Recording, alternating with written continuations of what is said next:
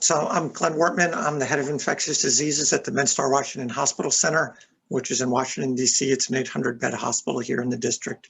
And I'm also the medical director for infection prevention for the MedStar system. And I just have a few slides. Ashley asked me to put some slides down about COVID vaccination. And I'll go through the slides, and at the end, hand it over to Carrie. And then at the end, we'll have some time for questions if you have any questions. So next slide. So just a quick primer on vaccination.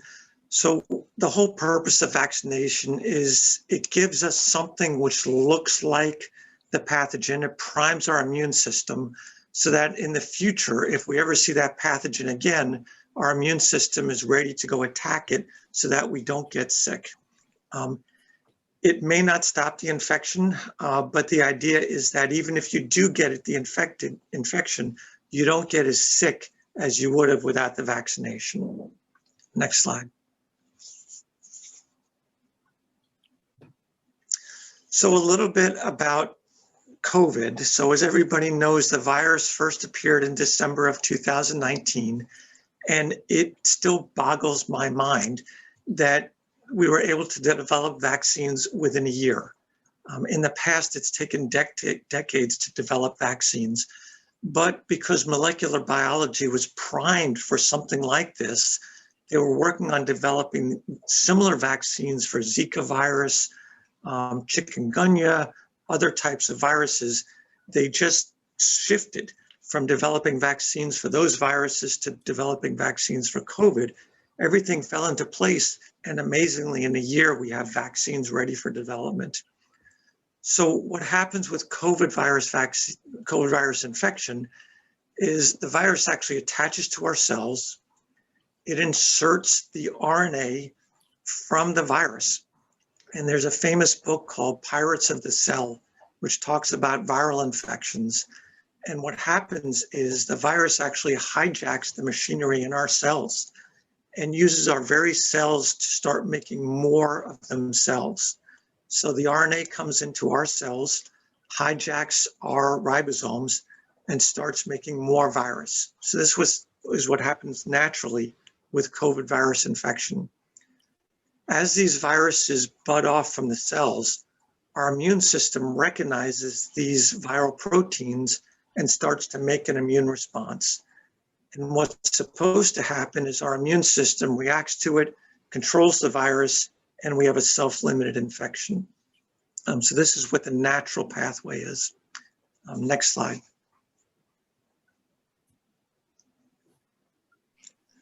So what science has done is they've adopted this natural pathway to develop vaccines. And so, as I mentioned, normally the entire RNA sequence is inserted into our cells, but using mRNA vaccine technology and vector vaccine technology, scientists have just taken a little bit of that RNA.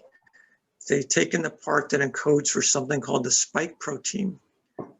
The mRNA vaccine, a little bit of that RNA is packaged, gets put into our cells.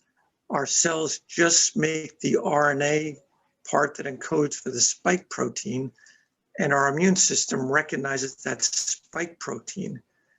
That way, in the future, if we're infected with the COVID virus has that spike protein, our immune system is already primed to go after that spike protein.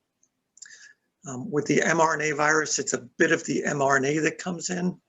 With the vector vaccine, that little segment is harnessed to a harmless other vector to teach our cells to make that spike protein. So we're just really mimicking what happens naturally with the COVID virus infection. However, it's very important to recognize that you cannot get COVID virus disease from these vaccines. They only encode for the spike virus protein, not the entire virus. So you can't get COVID from these vaccines. Our cells only express a little bit of the spike protein so that our cells can recognize it and then react to it in the future. Right now, as you probably know, there are 2 mRNA vaccines available on the market. There's the Pfizer vaccine and the Moderna vaccine. And we have one vector vaccine available in the United States, which is the J&J vaccine. So those are the vaccines that are currently available.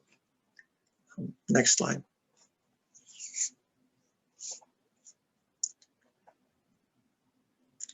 So how well do they work? They've worked well beyond anyone's expectations. The flu vaccine has about a 50% efficacy. Looking at the mRNA vaccines, it's looked like they're about 85 to 99% protective against symptomatic disease. In an older population, usually older people don't respond as well to vaccination. In Denmark, it looked like it was about 64% effective in older folks, which is phenomenal. And then looking at really, to me, the most important metric, which is, does it stop you against getting really sick, getting in the hospital and dying? It's about 92 to 98% protective against severe disease and 97% protective against hospitalization, which is huge. The J&J vaccine looks to be a little bit less effective, but it's still 77% protective against symptomatic disease. So again, these are grand slam hits. They look to be incredibly effective. Next slide. What about transmission? Will the vaccine protect me from passing the virus on to the people in my household or to my parents? They look to have good efficacy.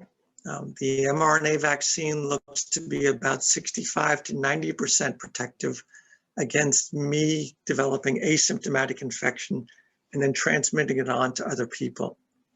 Again, not 100%, and I'll talk about this a little bit more when we talk about masks, but it definitely looks to be effective against helping prevent me from catching it and then transmitting it to other people. And then the whole question about variants. So variants, these are mutations of the virus that change over time. The viruses mutate, everything mutates over time. It's part of natural selection.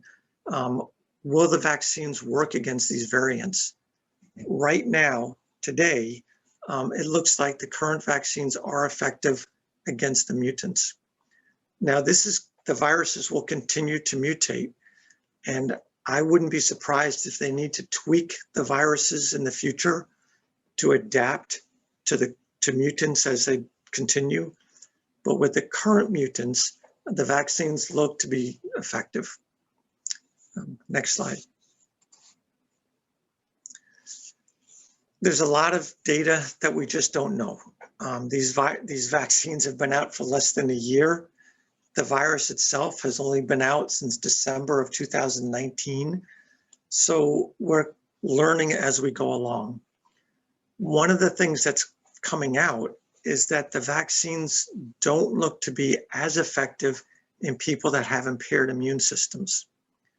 So if you've received a kidney transplant or a heart transplant, and then you went and got vaccinated, it looks like the vaccines aren't as effective for you. We've seen this with other vaccines. It's kind of not a surprise. You're on medicines that suppress your immune system. So when we give you a vaccine, your immune system is not going to respond as well. It's not a surprise, but we're just getting that data now.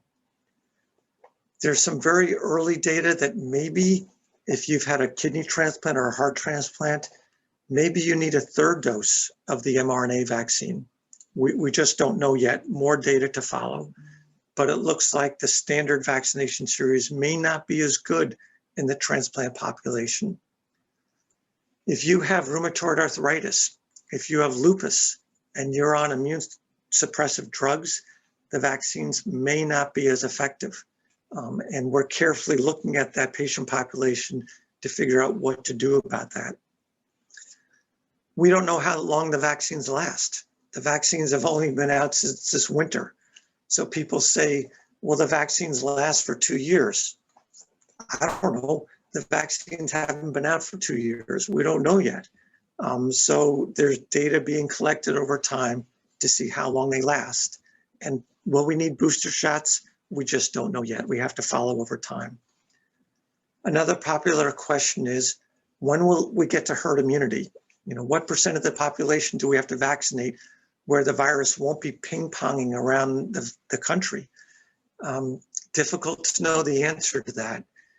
With most infections, we go for about 70 to 80% of the population fully vaccinated, but it's really hard to give a solid number as far as when will we get to herd immunity. And then the whole question about new variants, it's impossible to predict. We need to see what variants come out. Then they test the vaccines against those variants to see if they're going to be effective. So again, we can't give a yes, no answer. We'll be changing over time as the variants come out. Next slide. And then adverse events. I wish I could say that everything had no risk, but everything in life, there is a risk. With all vaccinations, there's a risk of an allergic reaction. It's called anaphylaxis. It looks to be pretty rare with these vaccines, but it happens with every vaccine.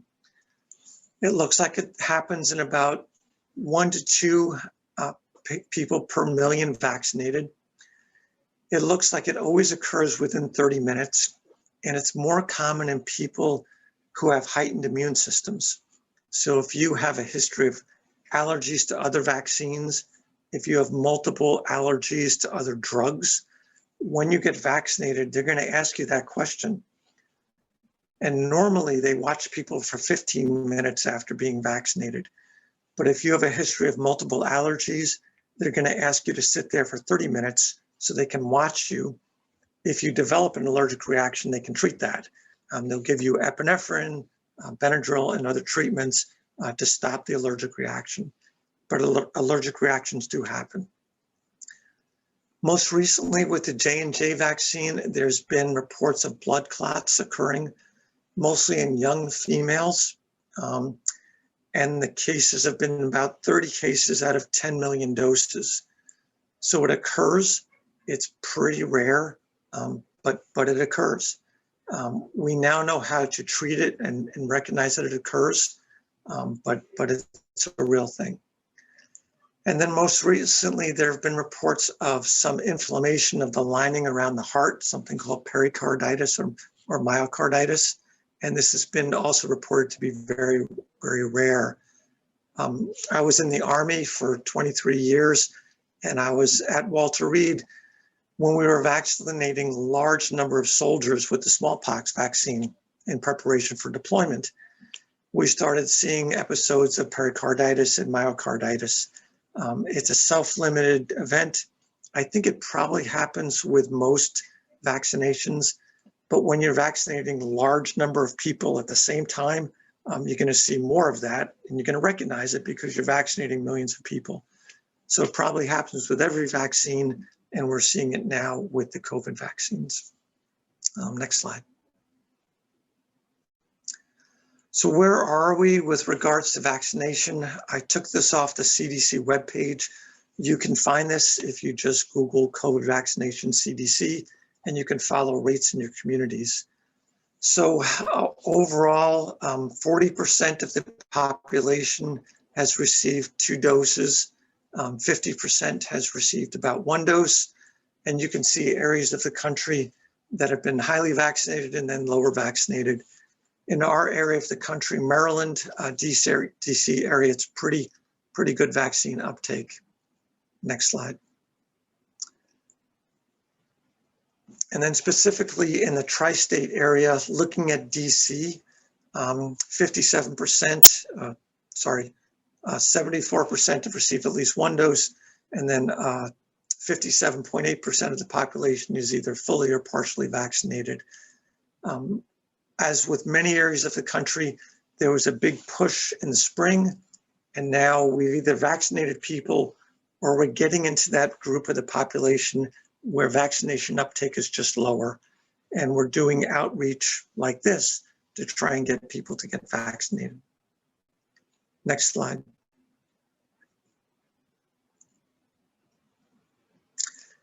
In Maryland, this is off the Maryland Department of Health website. In the over 18 population, they have 72% of their population with at least one dose, which is great. I saw something on the news yesterday that Maryland is dropping their emergency status on July 1st. Next slide. And then in Virginia, they have 57% of the population having received at least one dose. And of the 18 and older population, they have 69% of the population who has been vaccinated. Next slide. So in summary for me, the COVID vaccines work very well. They are not 100%. We don't have any vaccines that are 100%, but they're pretty good. Data is coming out that they don't work well in all populations. So if you've had a transplant, if you're on immunosuppressive drugs, they don't work as well. And we're waiting for more guidance about what to do about that. Do we need to give a third booster? We just don't know yet. So more to follow on that. Vaccines, all vaccines work especially well when transmission is low. And for me, I think about it like the goalie for the Capitals, and that if you have a goalie and he's pretty good, but he's not taking many shots on goal, but he's 90% effective, you're not going to score. But if you're putting a lot of shots on goal, you're putting 50 to 60 shots on goal in a game, some of those shots are going to get through, even if you have a really good goalie. And this is the whole concept of herd immunity. If you can get to the point where there's just not that much transmission going around, there's not that many shots on goal, and you have a pretty good goalie, nobody's going to get sick because the goalie's going to be able to stop most of the shots on goal. So that's why we think if you have a vaccine which is about 90% effective and you don't have much transmission because most people have been vaccinated, we're going to get to that level of herd immunity. Now, the whole question about masks and the CDC guidance, and to simplify it for me, if you're vaccinated and you're in a low-risk environment, meaning low risk, not much transmission, you're outside, you're with other people that are vaccinated, and you yourself are fully vaccinated, which means that you're not a transplant patient, you're not on immunosuppressive medicines, the risk is phenomenally low, and you don't need to wear a mask. If you're vaccinated and you're in a high-risk environment, so you're going to go down to the mosh pit and bounce around with other people, with thousands of people, a little bit higher risk, and you may want to consider wearing a mask because you don't know if everyone else there has been vaccinated. And if you're a patient, you've received a transplant, or if you're on immunosuppressive medicine, you're not fully protected. And if you're in a group where other people are not vaccinated, you're probably going to wear a mask still until we figure out what to do with you and give you that third dose. So I think we're in this period right now where there's a lot of individual decision-making going on. I don't want to get into political discussion, but I have a lot of concern in areas of the country where people who wear masks are now being yelled at and stigmatized. That person may have a heart transplant or a renal transplant, or maybe on immunosuppressive medicines, and the vaccine for them just doesn't work that well, and they need to wear a mask to protect themselves.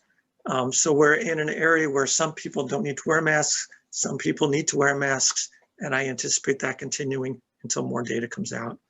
And I'll stop there and hand it over to Carrie. Thank you, Glenn, and Carrie, thank you. Carrie's going to walk us through some labor and employment scenarios of best practices, and I will turn it over to you, Carrie. Thank you. Thank you. First of all, thank you, Glenn. And for all of you, I've had the benefit of working with Glenn through this entire pandemic, and I can tell you that he is our voice of reason, and we look to him for all hard questions because he has guided us through this with the science throughout. It's been a pleasure to work with him. but one of the things that I can say from my perspective, so I am in-house counsel at MedStar Health. My background is in labor and employment law. So even before I was at MedStar Health for the last 30 years, this is my area of law and the kinds of questions that I've helped employers manage. So I'm happy to get a chance to talk to somebody besides my own colleagues for a change, and grateful to be here today. So if you want to move to the next slide. I will say my goal today is going to be to just give you a quick framework for the legal issues that you're going to face as people are returning to work and we're returning to normal. I will answer some of the most popular questions as well towards the end of my slides, but my goal is to move quickly through this so that you guys can ask questions. So feel free to line up those questions. I hope you'll use our time.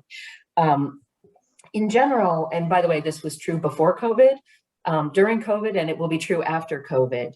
The biggest legal framework for how we return our employees to work is driven by OSHA. That's the Occupational Safety and Health Administration. That law was passed in the 1930s, so it truly has been around for our lifetimes. But it has always been in the background, unless you're in the construction industry or in a very heavy manufacturing job. OSHA has really been a minor influence on most employers.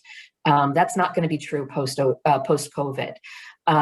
During COVID, OSHA has been very, very active in investigating workplaces that have not followed safe practices and in holding employers accountable for taking care of the safety of their employees.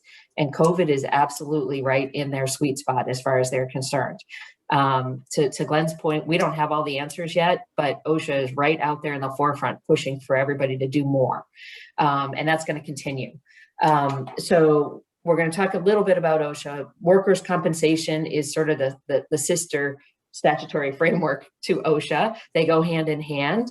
And then you need to remember that there are other leave laws and discrimination laws that have always been applied that are going to be applied in COVID circumstances that will either restrict or encourage you to do things in how you return people to work. We'll talk briefly about all of that. And then I do have some, probably the most pressing questions I hope I've answered proactively for you, but we'll get to those. Next slide, please. So as I mentioned, OSHA is the overarching governing statute here. And OSHA works in a number of ways.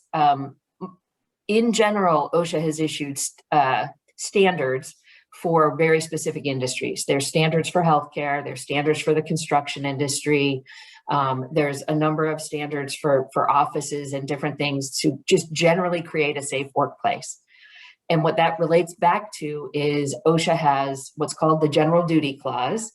And some people would call it a catch-all, but OSHA views it as the reverse. Their view is every single employer has a duty to maintain a safe work environment. And it doesn't really matter whether there's a standard covering it or not. It's on you all to figure out what safe looks like in your workplace. And OSHA will be there to tell you if you failed. That's sort of how it works. So your duty is there, and if they come in and investigate you, either because you just happen to hit their radar screen, they do random inspections and investigations, or because an employee complained, or because you had to self-report something to them, like one of your employees was hospitalized with COVID, or one of your employees passed away from COVID. Those are mandatory reporting obligations to OSHA, and you report it, and then they come in and investigate you, just so you know. And so OSHA has been very, very busy during COVID. And in our local jurisdictions, there is a sister affiliate. In Maryland, it's called MOSH, which is Maryland Occupational Safety and Health. And DC does not have a local, so OSHA handles issues in DC. Virginia does have its own occupational safety and health agency. They all enforce the federal laws, and some of them have additional state laws that they hold people to as well. But what OSHA learned during COVID is that they didn't have really any answers for medicine, for a virus, for an illness rather than an injury. And what they did is they turned to the CDC, and they said, if you are following CDC guidelines, you generally will have met the general duty clause. You have to at least follow CDC guidelines. And so throughout COVID, that has been the standard that OSHA has been holding people to. And as recently as last week, OSHA actually enacted a standard specific to healthcare that codifies CDC guidelines. So they're no longer guidelines. All of you have heard CDC guidelines referred to as guidelines because they're not legally enforceable, except in a workplace where OSHA is the one saying we're going to hold you to that standard. They are good practices, and we should follow them, by the way. I'm not saying don't, but nobody's going to come penalize you if you're not following them at home. But if you're not following them in the workplace, OSHA will fine you or shut you down. They can do that. So that it's important to know the CDC guidelines are even more important at work than they are in other settings.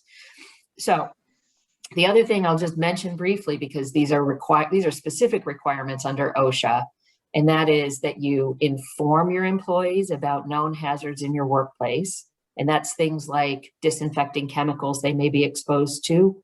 But it's also people coming in who may have the virus, right? And inform them and train them on how to mitigate the risks of those known hazards. You have to have a written plan for that. That's a requirement. OSHA also requires that every employer provide personal protective equipment necessary to mitigate the hazards in a workplace and train their employees on how to use it. So all those masks, you're obligated to provide them. That means your dollars, and it means that you have to assure you're providing the right kind of mask for the environment you're in. And it means that you have to train your employees on how to properly use those masks. Even things like hand sanitizer gel, you got to train people how to use it. If it's a Clorox wipe, you've got to train people how to use it. All of that comes under OSHA and is an obligation of every employer. I mentioned before that you also have to record injuries and illnesses that occur at work. But if the injuries or illnesses result in hospitalization of the employee or the death of an employee, you have to literally pick up the phone or go online on the internet and report it immediately to OSHA as well. So those are all sort of the requirements that are out that relate to COVID for employers who want to do business during COVID. And in my view, returning to work is still during COVID. COVID is not automatically gone just because even the governor has said we're ending our public health emergency in July. So you will be obligated to continue to do these things for your employees as long as there's a risk they could contract COVID at work.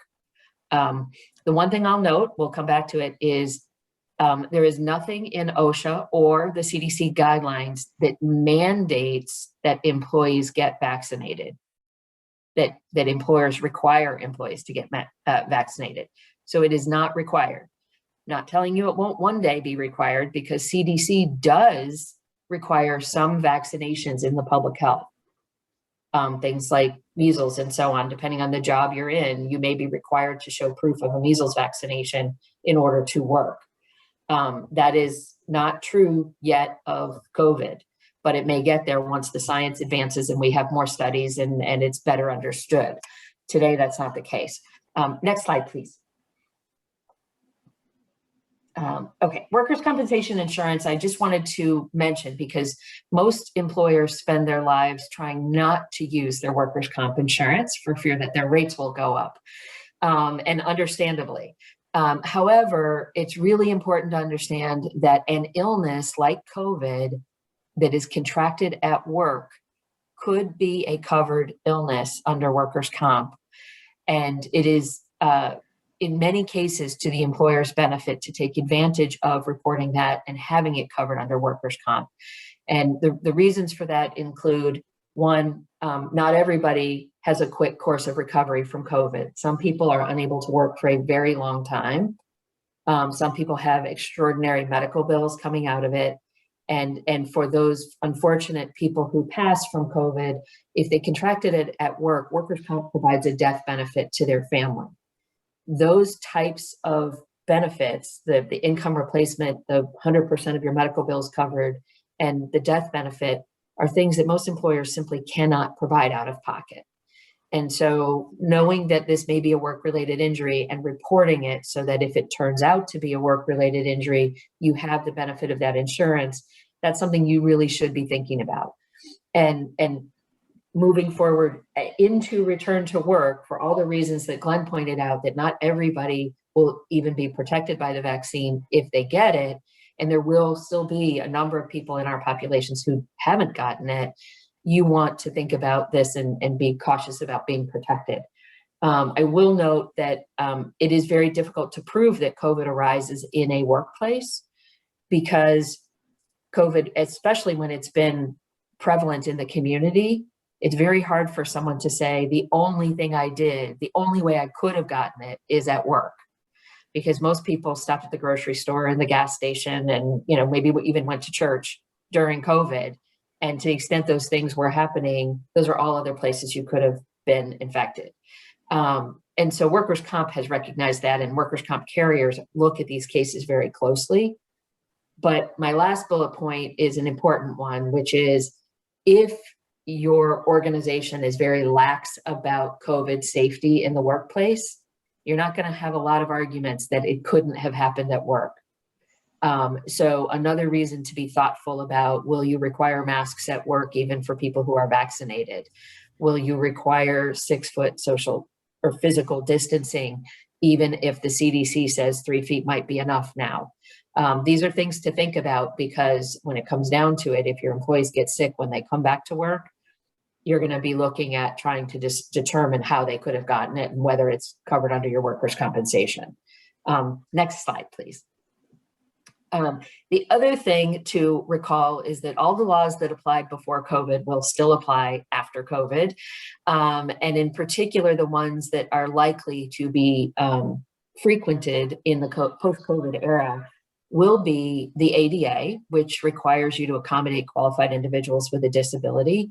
And those disabilities are going to relate to things like immune suppression, perhaps some sort of and I don't even know, I'll let Glenn comment on this at some point, people who have what is generally referred to as long hauler syndrome from COVID, and others who, whether it's fear and anxiety due to, you know, social fear and anxiety being around people who might give them COVID, are going to need accommodation.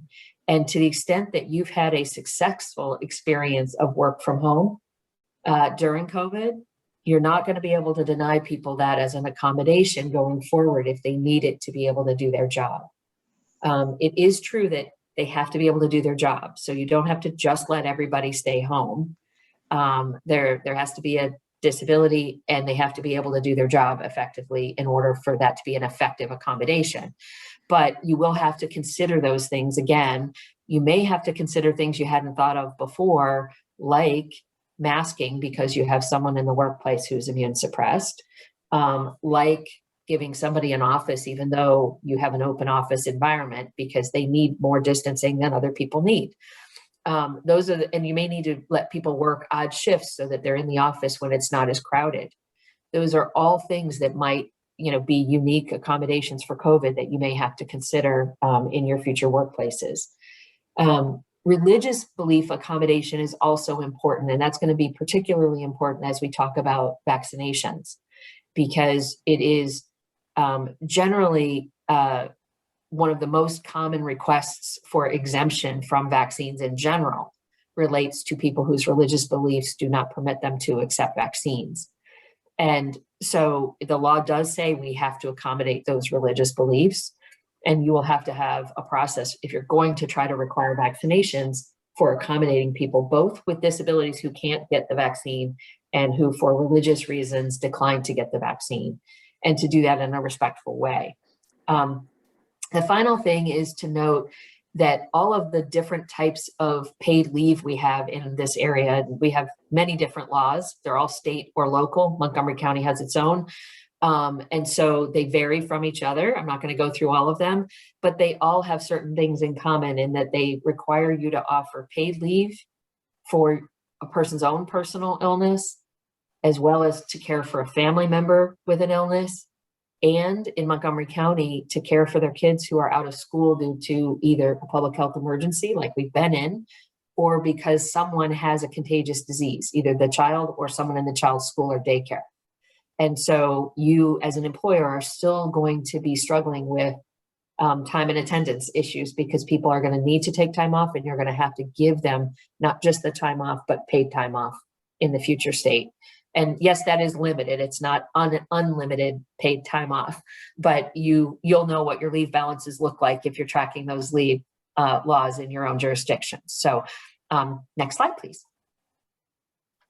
So those are basically the laws I think are going to be implemented or at play when you are bringing people back to work. So I'm going to switch now and start trying to answer some of your particular questions that I know you will have. The first one is the biggie, which is, can I require my employees to get vaccinated? The answer is yes, you absolutely can require it. You would need to make it subject to the two things I just mentioned, which is a medical request for exemption, someone who can't receive the vaccine due to a covered disability, and or a religious exemption due to a sincerely held religious belief. The EEOC has updated its guidance to be clear that that's exactly what they would expect, but otherwise they're in favor of mandatory vaccination as well. If you go to the next slide, I will tell you that this is likely to be a heavily litigated area. There are many, I'm sure you've all heard of the anti-vax movement, and the people who are against vaccination are actively filing lawsuits challenging the rights of employers to mandate vaccination. There's three primary cases. There's probably some smaller ones that have been filed, but these three were all filed with a lot of political backing, so they got a lot of press. And I'm going to really talk about the third case because it's the one that applies to you all most directly. The New Mexico case involves state employees that are corrections officials, prison guards, that is mandating them to be vaccinated. And the California case involves county employees, Los Angeles teachers that are required to be vaccinated, and other school employees. And those challenges are pending in both of those courts. I will tell you, I've read all of these cases, and they are not likely to be successful, but there's been no action yet in those cases. They're moving slowly through the courts, those first two cases. The Texas case is different. The Texas case is brought against a private employer. And if you want to move to the next slide, I can give you a little background on it. In that case, it's actually against a health system in Texas, Houston Methodist Health System, which is about a 26,000 employee system. That makes it just about the same size as MedStar, just so you know. And so we're talking about a very large health system in the area. And they had a voluntary vaccination push that was almost 100% successful. They had over 99% of their population vaccinated, but 117 employees refused to accept the vaccine. The employer gave them a deadline and said, you've got this much more time, but if you don't get vaccinated, you'll be subject to termination for refusing to be vaccinated. Those 117 employees sued in late May, alleging that the decision to mandate the vaccine and to threaten to terminate them, because none of them had been terminated yet, by the way, to terminate them for refusing would amount to a wrongful discharge in violation of public policy. That, by the way, is a cause of action recognized in our area as well. That it would violate the FDA's rules against mandating a vaccine for emergency use authorization. They claimed that there would be a lack of informed consent, and that would make it tantamount to coercion. They also argued that it was an experimental vaccine, and that by forcing them to receive an experimental vaccine, that the hospital was violating the rules on human subject research. Those are federal rules. And finally made an argument that even if there was no law in the United States that prohibited it, that the courts should recognize that human rights standards in the world arising out of the Nuremberg Code, which was a code developed after World War II based on war crimes violations, where the Nazis were experimenting on prisoners of war and forcing them to participate in experimental treatments and so on. And so, and by the way, it is true that the Nuremberg Code would prevent forced experimentation. That is true, but that's not law in the United States. That's a world standard of human rights. And so, but they were arguing that that should become law in the United States. So all of these things, by the way, I would have expected the court to give more time and consideration to, but if you'll go to the next slide, I will tell you that the court dismissed the entire case just this past week. So within 3 weeks of being filed, the court threw it out of court, and particularly noted that the employer in this case was exercising not only its right, but its obligation to keep its employees, and in this case, they referred to patients, but its customers safe. So every employer has that right and obligation, right? For employees, I told you that comes from OSHA. For customers, it's just business, right? Nobody's going to come there if they feel you're putting them at risk. So, but the court noted that that's absolutely within every employer's right. The court also said that coercion was a false argument, because it's not coercion to tell someone that if you don't comply with the reasonable safety rules of an employer, you'll be terminated. That's a choice to go get another job. You don't have the right to keep your job and refuse to obey the safety rules. So that's a pretty big endorsement for employers, and not every court comes down that squarely in favor of employers. So that was a very good analysis of the court. And the court also made a large point of saying these vaccines are not experimental, not even close. They have been tested. They have been found to be safe and effective in the populations they've been tested in. It is true that they do not have a full license from the FDA yet, but that is at this point primarily a function of the fact that they were granted the accelerated process of the emergency use authorization approval process. The time that it normally takes to get a vaccine approved allows for things to be followed over a greater period of time. It's not that more people need to be tested, it's that we would study it for a longer period of time. I'm gonna let Glenn give more nuance to that at any time. But in general, the full approval process is not substantively different. If the tests that have been done, which is many thousands of people in the original tests for these vaccines, had shown that they were not safe or effective, they wouldn't have gotten emergency use authorization. So the fact that they did is actually a form of approval, and they are no longer experimental.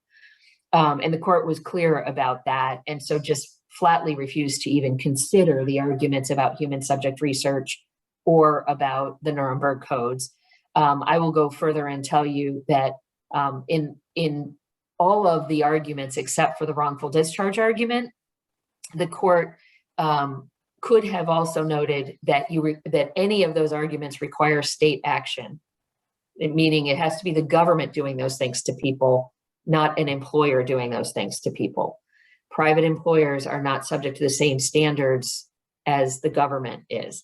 So we are squarely at this point in a position where you do have the right to require vaccination. So if you want to go to the next slide, I want to point out the limits of this decision. And one, which I didn't even put on the slide, but is true, this group's not done in Texas. They will take an appeal of this case, and it will go up through the appellate courts in Texas. And they certainly will hope that their case gets to the Supreme Court. I'm not sure that will ever happen, but at least it will go up through the appeals court in Texas. But at the moment, the hospitals and all the employers in Texas are allowed to mandate vaccines if they choose. But for our purposes, Texas case law applied Texas law, and it's only binding in Texas. There have been no cases filed in Maryland, DC, or Virginia challenging any employer's right to do this. And therefore, there's been no court rulings on it in our jurisdiction. What I will say is the laws governing employment in Maryland and DC, and actually in Virginia as well, are very similar to the laws in Texas. So my best guess is that a court in this jurisdiction would reach a similar decision. DC is my wild card. You guys won't be surprised to hear that. But DC is my wild card in part because the city council in DC has taken a very pro-employee stance on a number of pieces of legislation in the last several years. And it is possible that they would act to legislate some prohibition on mandating vaccines before a court could decide a case. So it hasn't happened. I'm grateful it hasn't happened, because I do think that it's a big tool in the arsenal of employers, as well as all of us, in the interest of public health, that people would get vaccinated.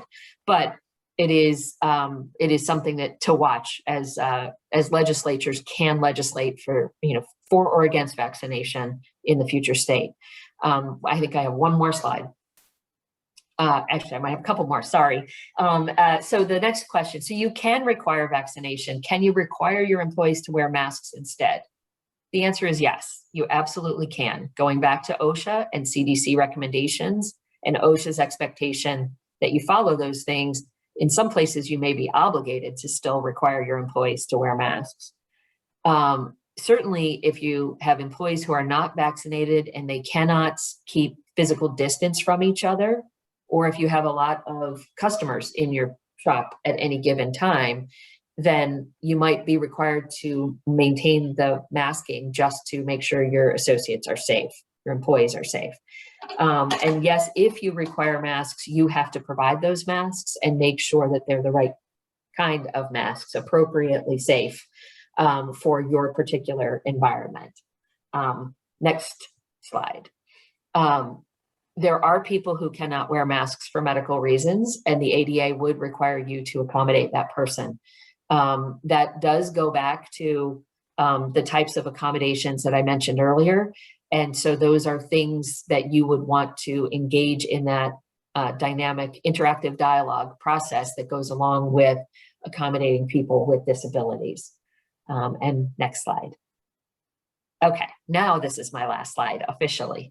I just have a couple of recommendations. So I've told you the law allows you to mandate vaccines. It allows you to mandate masks. It allows you to do a lot of things.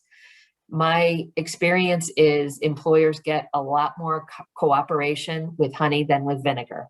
So I am giving you a few thoughts on ways you might create a desire to get vaccinated amongst your employees. And that is, it is perfectly lawful for employers to offer incentives. Some employers have offered paid time off to go get vaccines and to recover from the side effects of vaccines. They've offered cash bonuses for getting the vaccine. Some have done both. We'll give you the time off and you'll get an extra $100 in your paycheck if you get the vaccine. And you'll get another $100 if you get the second vaccine. I've seen all of that.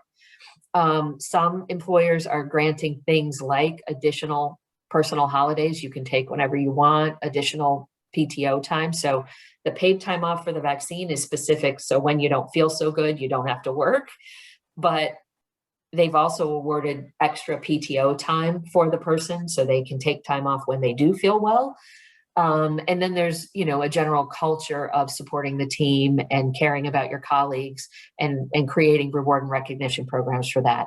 Those are all great ways to create excitement about getting the vaccine and encourage high rates of vaccination. It is true that sometimes that's not enough. And there are employers who have coupled some consequences with a positive program, an incentive program. And this one, I have to say, has been most effective in a crabby way. I mean, it makes people crabby, but it's been the most effective, which is if you get vaccinated, you don't have to wear a mask. Only those who refuse to get vaccinated have to continue to wear a mask. People hate those masks, I'm telling you. And so it does have a really positive influence on people. And it's a pretty low level consequence compared to the things that an employer could do. Employers are expected at this point to be doing some form of testing and screening to make sure employees are not coming to work with the virus. And if everybody's vaccinated, you may be able to discontinue screening and testing your employees. So that's another thing to sort of create a positive if you do get vaccinated. But if you don't get vaccinated, you're going to have to go through a screening process on a regular basis and maybe a testing protocol that you might develop for your workplace. And obviously, termination of employment is a final consequence. I don't think that's where anybody wants to go with their first consequence, because you're also losing a productive worker in most cases if you're losing an employee because they won't get vaccinated. So not necessarily encouraging it, but you are perfectly within your rights. And a final note, just a commentary. vaccine hesitancy is real, and it's driven by a lot of different things. If you have a workplace where it's appropriate for you to discuss what are the obstacles for your team in getting vaccinated, those conversations can really help you address the root causes of what are making people hesitant. In most cases that I'm aware of, it's education.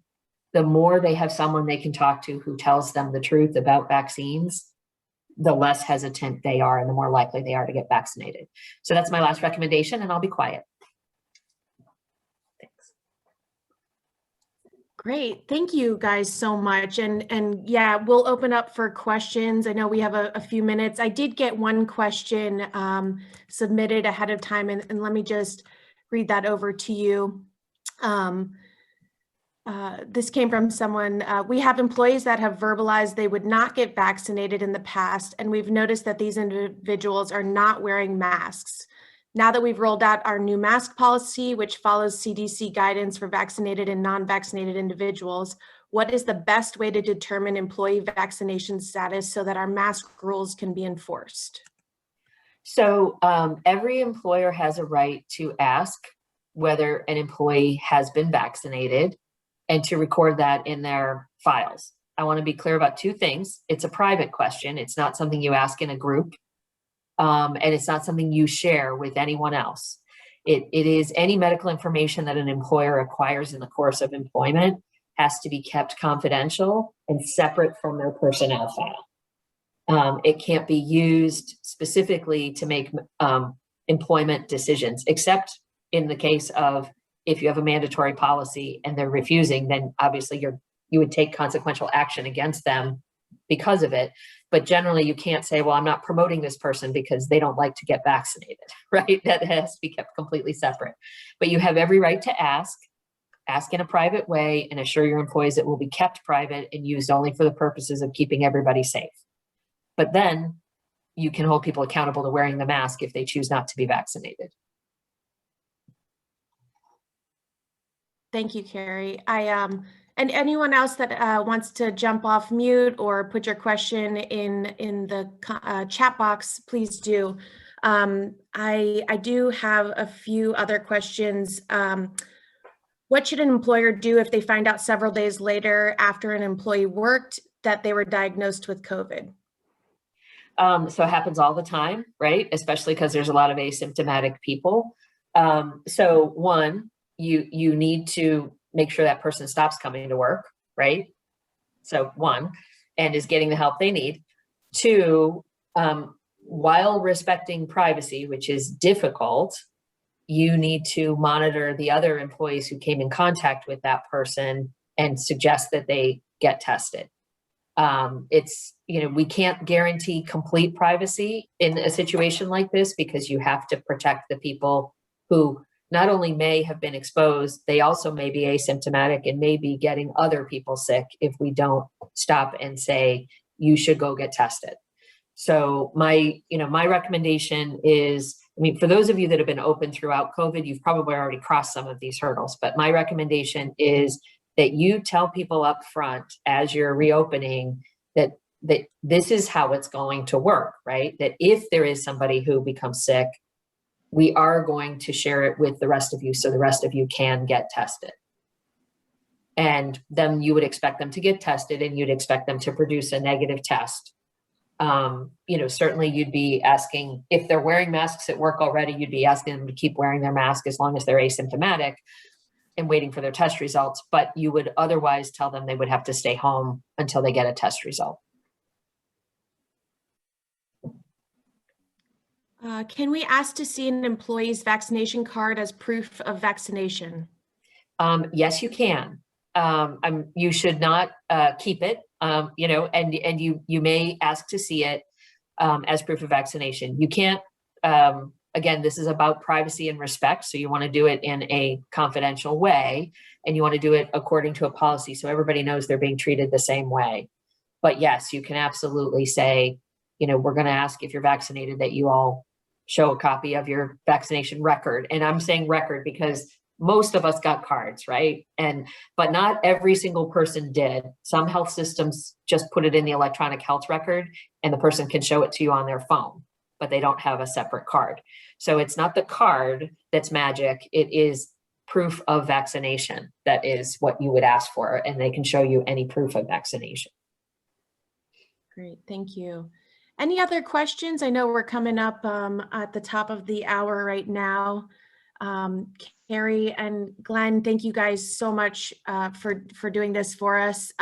Anyone in the audience, if you have additional questions afterwards, please feel free to send me an email or contact us. I can, make sure that we get those answers for you from Carrie or Glenn or other experts that we've had along the way during these town halls. We do have 3 more town halls. I put a link in the chat box. I know you all registered and found this through your chambers. I really want to appreciate your chambers and others that are helping to get everyone informed and vaccinated and make sure you understand the laws and what you can and can't do. So please share that with your colleagues or your friends or your family or anyone. Any last words, Glenn or Carrie? Get vaccinated. I second that. All right. Fantastic. Well, thank you guys so much. Thank you for being here. Enjoy the rest of your week, and let us know if you need anything. Thank you. All right, thank you. Thanks, Carrie.